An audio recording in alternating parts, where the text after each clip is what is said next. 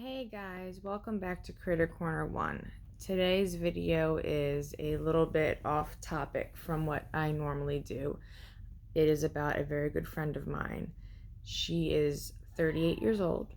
She's a wife and a mother of two children who are both under the age of 10. And a month ago, she was diagnosed with cancer, cervical cancer. 3 weeks after she was diagnosed, they gave her a treatment plan. 4 weeks of radiation and chemotherapy. So 5 days a week for 1 hour a day, she would get radiation. And 1 day a week for 4 hours, she would get chemotherapy.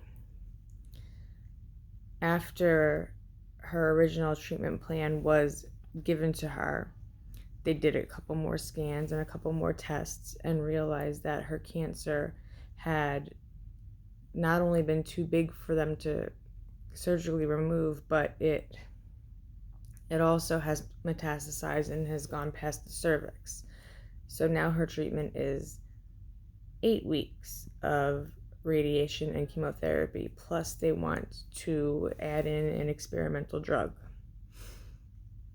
Everybody knows that's not good news. It's really scary, and no one wants to have that news ever delivered to them ever in their life. So today she is on her second week of chemo and radiation, and she's going through a lot mentally and emotionally. She has to go through another MRI to see how her treatment has been going thus far, and to see about some issues because her liver numbers are elevated and her bleeding and pain has just not stopped. It's actually getting worse, which I keep telling her that with chemo and radiation, she's going to be nauseous. She might lose her hair. She's going to be crampy. The radiation, after having it so many times, is going to start to burn in those areas that she continues to get the radiation. She can't really sleep that great because she's nervous and she's anxious and she's scared. But then there's days that she sleeps all day and all night because she's exhausted because of the treatment she's going through. And she can't help it. But what happens is she'll take a nap and then she'll go to bed early and she'll sleep, and then she wakes up super early in the morning at 5 and everybody's asleep. And all she can do is sit there and be stuck alone in her thoughts. There's many nights where I tell her to call me. There's many nights where I spend the night on the couch talking to her, watching movies with her. We text all day. We talk all day, all night. We just are always in constant communication with each other because she needs somebody right now, and her in-laws and her husband do not generally give her the best support that she needs. She thankfully has her parents there that are always there to have her back and help her out and do whatever she needs, but it's a lot because not only is she going through a lot, but she's having issues as far as having energy to take care of her children. And so that's where her parents come in. They help her with sleepovers and they drive her back and forth to treatments, and she's getting nauseous. She's having issues going to the bathroom. She's just suffering a great deal mentally, emotionally, and health-wise. And I wasn't sure if I was going to do a video about this because it is personal, but it's also something that I have a great deal of experience with. Cancer is huge in my family, and I've lost many friends, many friends that were young, many family members at different ages. Some survived, some didn't, and I'm very passionate about this subject because at 38 years old, she does not deserve to have all this going on. She does not deserve to find out that her cancer is metastasizing and growing and spreading while she's undergoing treatments. They're checking again today just to see if it's helping, if they have to be more aggressive. Now she's getting a little bit more anxious because, yeah, she knows she needs to have the MRI done, and she wants to have it done, but she's afraid of what her results are going to turn out to be. They tried to do an ultrasound, but her mass was so big that, they wanted to do an internal ultrasound, but her mass is so big that they weren't unable to get any kind of real results from it. Therefore, they're doing the MRI. They're going to schedule another PET scan in a couple weeks to see what's going on with that. But she's just scared because she doesn't have anyone to talk to. She can't even have anybody go in the room with her while she's having radiation, while she's having chemo. She spends 8 hours sometimes in the hospital just waiting because everything's so slow. And nobody can sit in that waiting room with her, so all she can do is sit there by herself and let her brain go crazy and make her sad and scare her.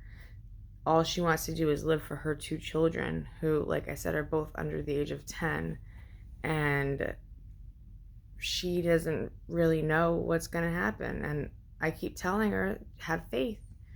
You're 2 weeks in.